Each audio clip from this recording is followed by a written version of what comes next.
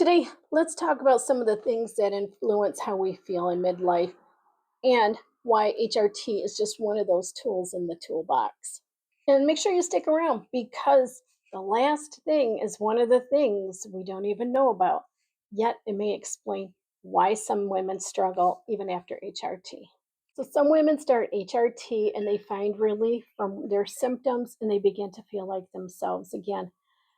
And then there are the women who find some relief, but they still aren't finding what they're looking for. That's because hormones play a key role, but they aren't everything. Now, HRT can be an incredible tool and has helped women get their lives back. It can help ease hot flashes, improve sleep, steady mood, clear some of the brain fog, and even help women feel more like themselves again.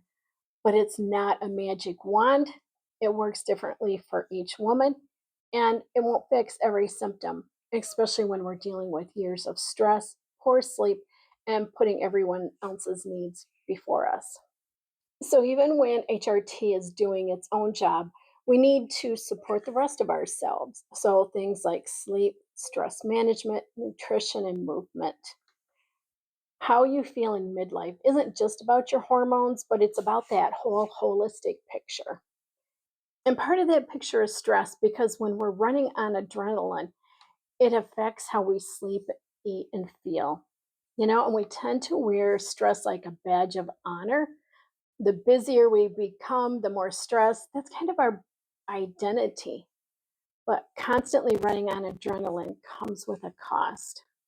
And when your nervous system is stuck in that fight or flight mode, it can affect how you sleep, it affects your cravings, your energy, mood, and even how resilient you feel from day to day.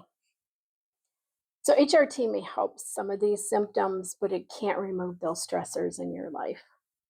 And sleep. Sleep is so important.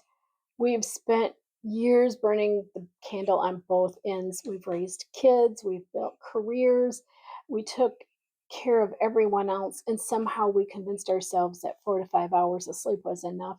Or, the old adage, I'll sleep when I die. But our midlife has a funny way of calling us out on that. Now, in midlife, sleep matters more than ever. HRT can support better sleep for some women, but if we don't have healthy sleep habits in the first place, hormones can only do so much for us. And if you want, I have a video on sleep and how it's actually going to help us in midlife and gives you tips for better sleep. So, for decades, we were told to eat less, count our calories, and willpower our way through. You remember the grapefruit diet, the cabbage soup diet, all of that. But the standard American diet we have now has fed us something different entirely. Then perimenopause shows up, and suddenly what used to work doesn't work now. Food is one of the most powerful tools we have in midlife as it affects our energy and our mood.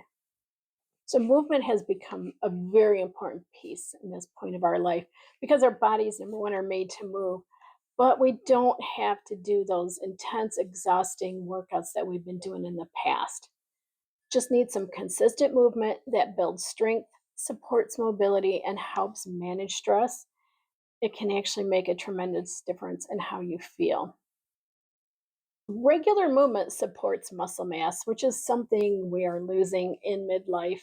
It helps metabolism, bone health, mood, and energy.